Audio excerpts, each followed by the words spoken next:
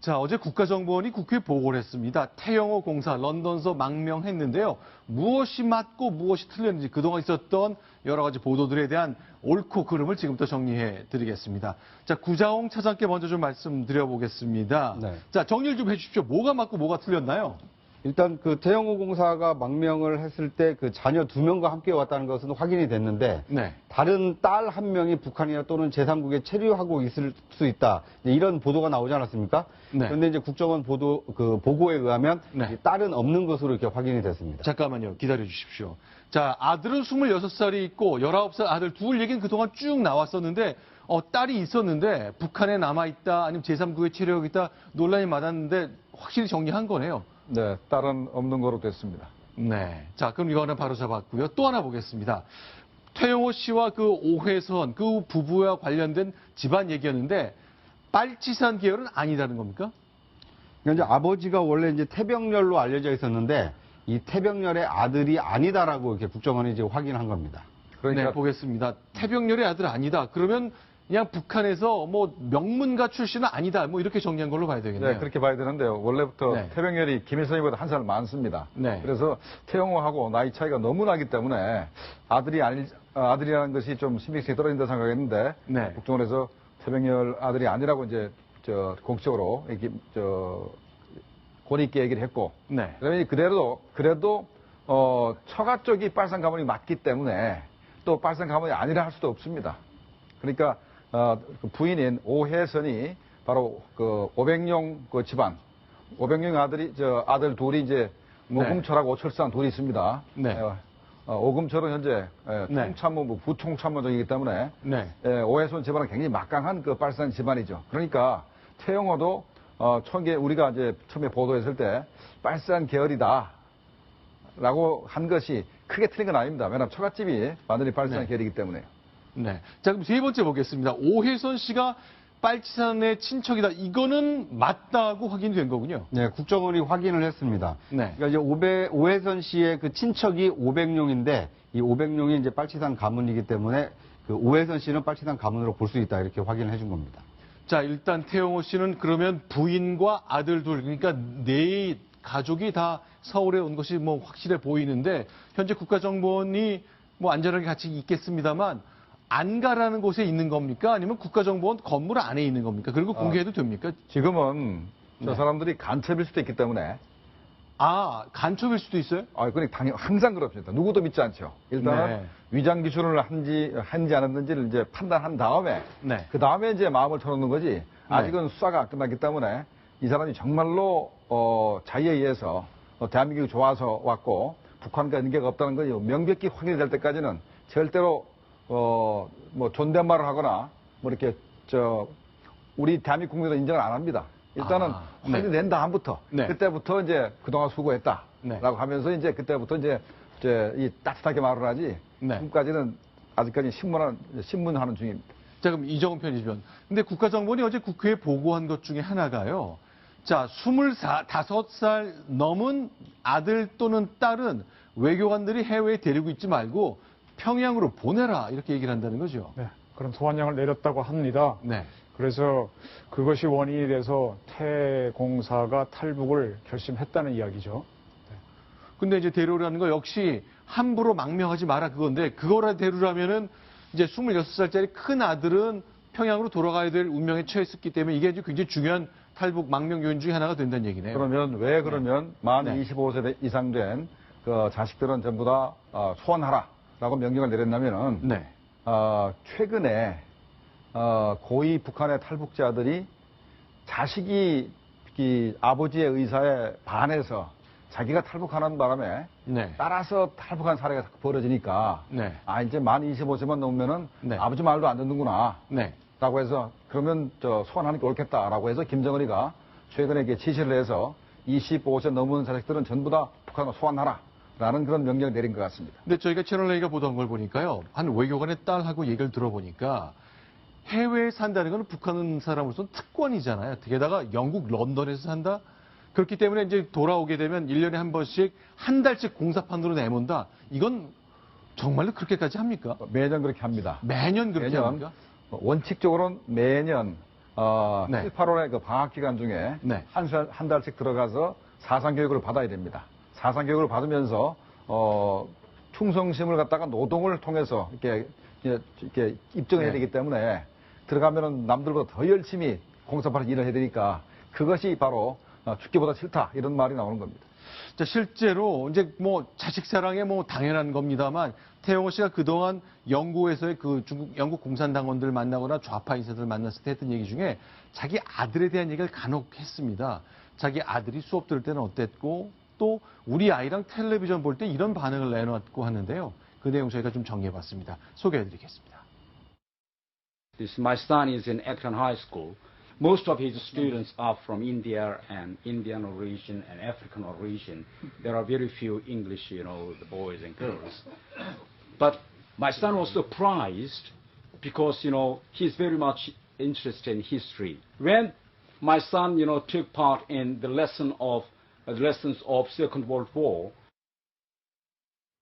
자, 아들이 저렇게 보이는 저 액튼 고등학교 다니는데 아마 백인보다는 인도계나 아프리카계 아이들이 많이 다니는 그 학교라고 하는데 그때 수업 얘기를 좀 인용해서 하는 걸 봤고요.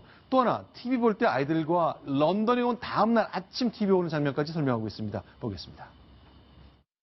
I saw is that the young children and women are dying in Gaza area. You see, there are a lot of, the corpse of young children and women. And the first response from my children is that they cannot go on breakfast because they felt vomiting.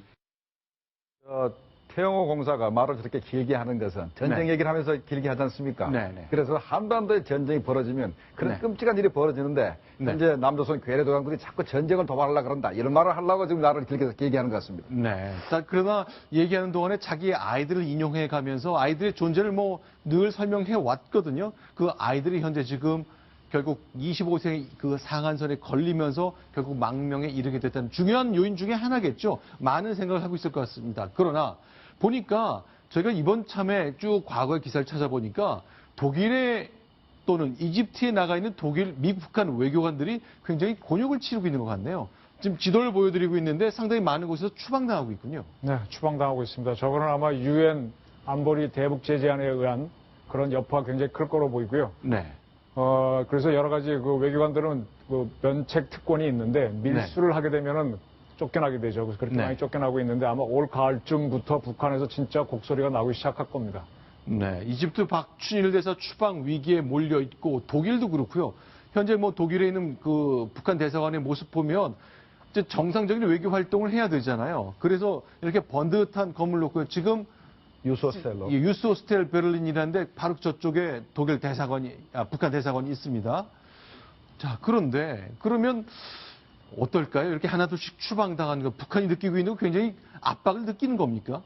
네, 현재 북한 외교가 그 옛날에 비동맹 시절 그러니까 냉전 시절에 상당히 그래도 네. 꽃을 피웠습니다. 오히려 비동맹계에서는 한국 외교를 압도했고 그러면서 이제 냉전이 끝나면서 점점 더 중국과 소련이 한국을 수교하면서 또 동골이 무너지고 해서 북한에게 쪼그라들기 시작하는데 네. 현재는 아마 계속 쪼그라들어서 현재는 아마 최악의 상황까지 쪼그라든 것 같아요. 네. 그래서 현재 북한이 돈이 부족해서 정상적인 외교를 못하고 전부 다 마약 밀매라든가 뭐 한국산 에어컨, 담배, 담배 이런 거를 밀수를 네. 하고 미얀마에서는 네. 무기 밀수하다 걸렸습니다. 네. 무기 밀수 걸린 거고 탄자니아에서는 상하를 밀매하다 걸렸고 네.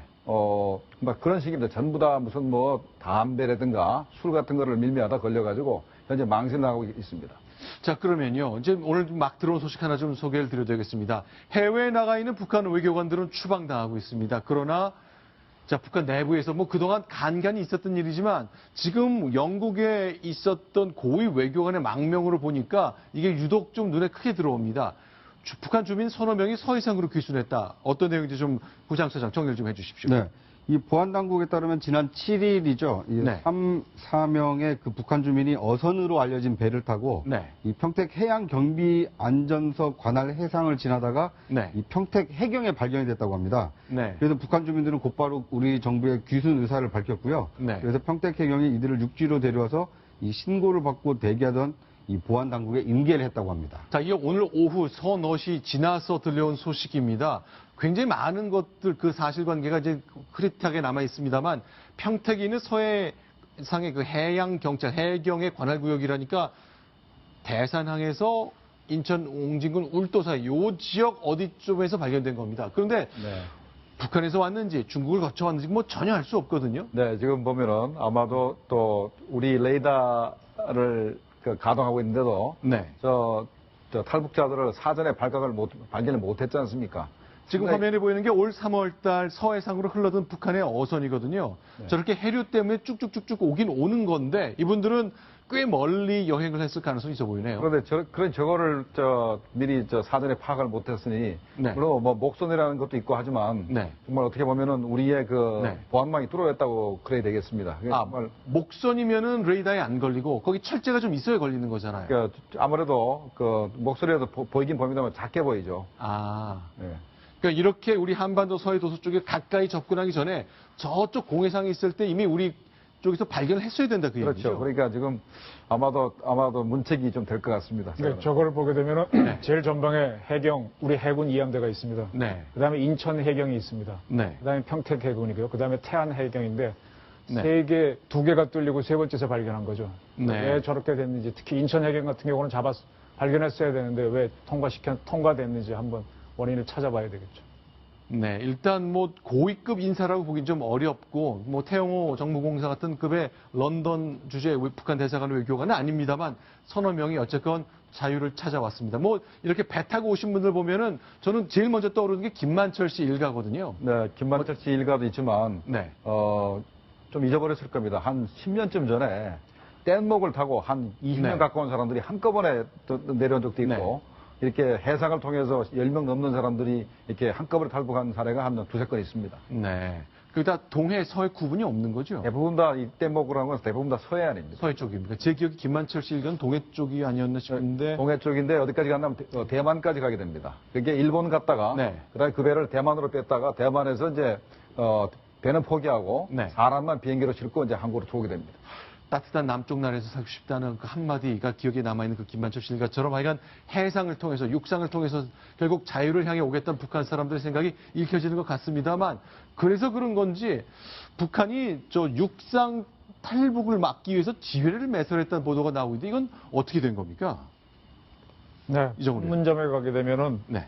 돌아오지 않는 다리라고 있습니다. 지금 보이는 저거죠? 네, 저 다리입니다. 저 다리 건너편에 북한이 대인지뢰를 매설했다는 건데요. 네. 유엔사는 공식적으로 확인을 안 해주고 있습니다. 네. 지금 저기 꿩이 한 마리 뻥 한 앉았네요. 마리가 보이네요. 꿩만은 마음대로 왔다 갔다 할 수 있고 사람은 못 가는 다리인데 저 다리가 옛날에 그 8.18 도끼 만행 사건 현장이고요. 바로 저기 도끼 만행 사건 때 그 미루나무 자른 그 위에다 비석을 세운 겁니다. 네. 그 바탕이 과거의 미루나무고요.